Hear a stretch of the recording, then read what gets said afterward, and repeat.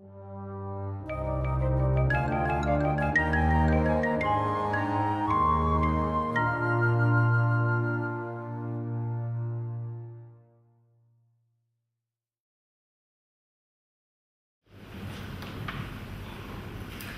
suppose today is a very emotional day for myself. Anyone who knows me on a personal level, I'm actually one of them sister-in-law who had the experience of losing people through suicide. So it's actually not a statistic to me, it's a very emotional, and I know a lot of people in the room who are cousins of mine, family of mine, that have lost people through suicide. So I would first of all like to welcome every single one of you here today, and it's actually a pleasure to have you here with us. And I would like to thank the organisers of the conference for the opportunity to speak. The second thing I would like to say, it's not easy to speak about suicide. In the first place, we are dealing with a subject that is very close and very hard for many people here today. There are too many of us in the traveller community that have not lost someone we love very dearly to suicide. And all of us know someone who have lost their lives this way. It is not easy for travellers, but it's not easy either for those people from the different agencies, services and settled community that have joined us here today. When we first began to think of this conference, we agreed that any kind of effective response to this heartbreaking problem we must face by starting listening to travellers. I commend people for joining us here today. We will not spend today looking at the lack of services, mental health services, or the lack of them. What we want to do is deepen our understanding and awareness about what is causing the high suicide rates in our community, and about what are the devastating and soul-destroying effects of this harm, and where we might start working together to turn this around. Most people here are probably able to quote the statistics about suicide.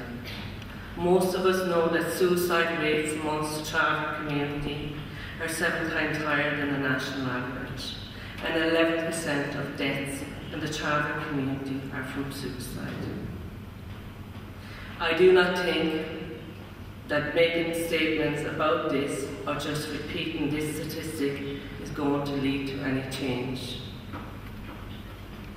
If it did, we would have seen improvements years ago.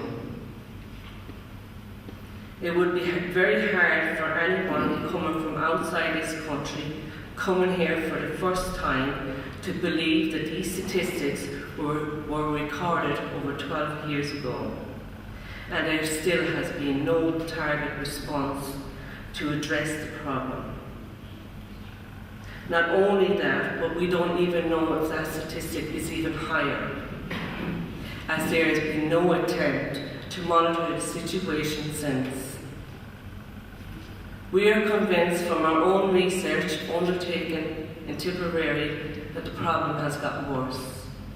But so far, the only official response has been to cut the resources to the development in the traveller community by almost 90%. If you cut back the budgets, and if you do not even record what's happening, then it's clearly not a priority. I honestly believe that this can only become a priority if we acknowledge and build up a shared understanding about what the real causes are. Build up a joint understanding and knowledge about what the devastating effects are.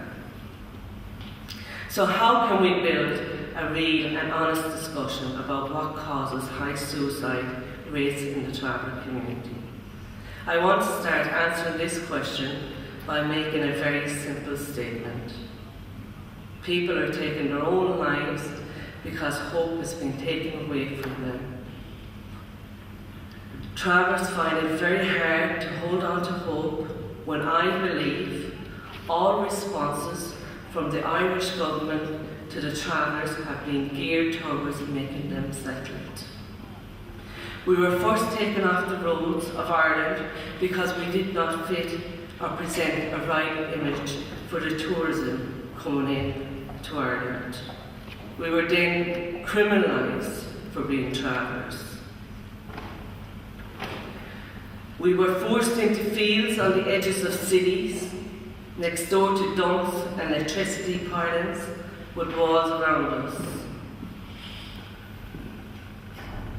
Our way of life and identity was further undermined by making sure that the ways we had of making our living was also taken away from us. We were never expected to do well in the education system or in training courses that were set up for us. We were not in these schools or courses to do well or to have any hope of progression from them. We were there to be contained, to be kept occupied, and to fulfill a safe requirement. And all our children knew it, they felt it, I knew it, and I felt it. Just in case there might be any hope left after this attack on our culture, our identity, self-worth, it can be very easy to extinguish by the messages received from mainstream society on an everyday basis. To be refused membership of sports clubs, to social events, and to be followed around shops suspected of being a thief, they are everyday experience of travellers. So for the young travellers especially, being able to come to terms with a society that continuously gives them a message of being worthless, that undermines them and that criminalises their culture, and that offers them no prospect for progression, life is not easy. Given this whole set of circumstances, there should be no surprise at the rising level of alcohol, drug abuse, antisocial behaviour and self-harm, ultimately of suicide. If the message from society is that you are of no value and is delivered strong enough and felt often enough, even the most strongest, confident young person may start to believe it. Suicide can be seen as a better option, all things considered. So how can we be honest and open about the effects of suicide in the traveller community?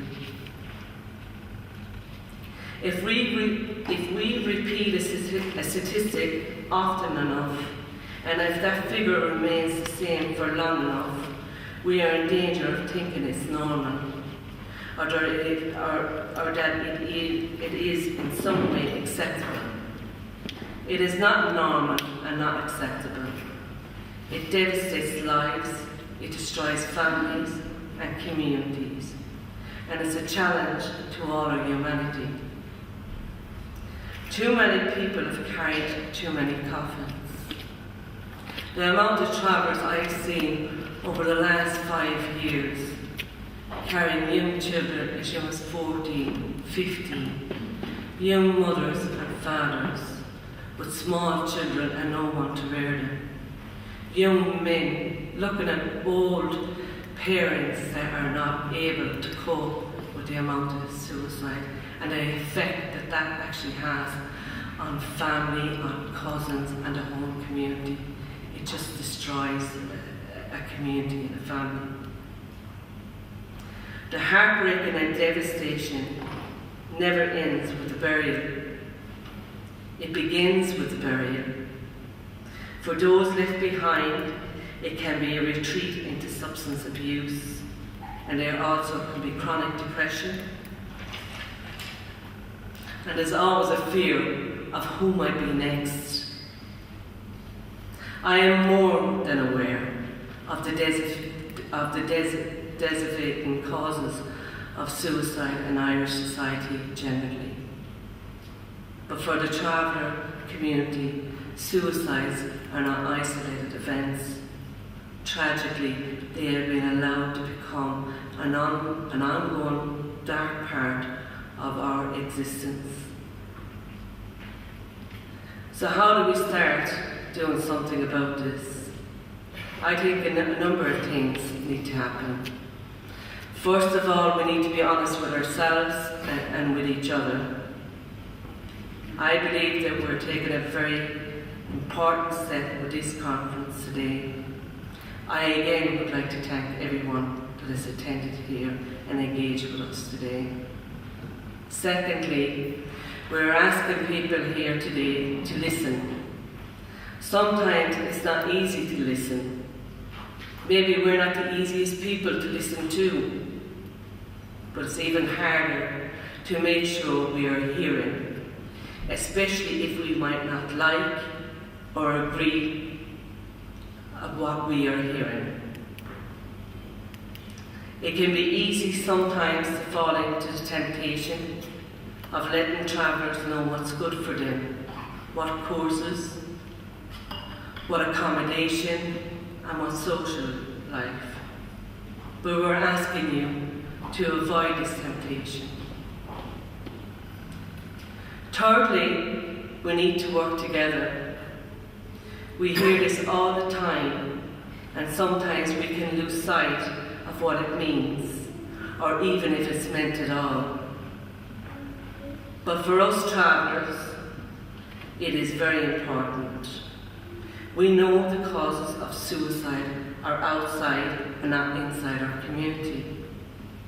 They're about where and how we live, and about how we are seen and treated. They are about what hope we might have and been able to have into the future. So if the causes are not inside our community, then the solutions and the response will have to come from outside as well as inside our community. I don't believe that any of these solutions can be found in some changes or improvement to any services or programs. There's no magic bullet. I do firmly believe that this needs a shift in Irish society.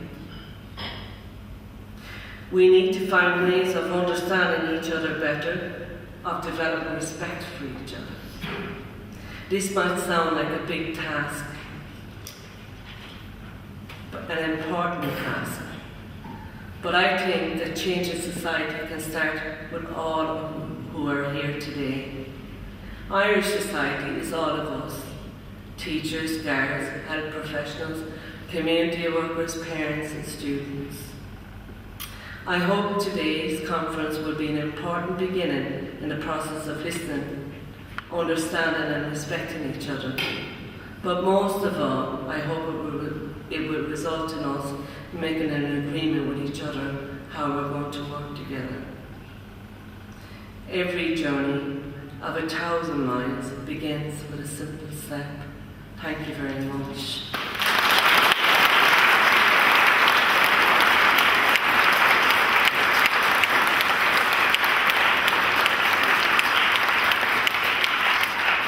Now I'm going to invite Thomas McCann, a very well-known activist, a very good friend of mine, and we've been friends for a long, long time now, so it's a pleasure to have Thomas here. Thomas represents the counselling service, the traveller counselling service in Dublin, so you're very welcome here, Thomas.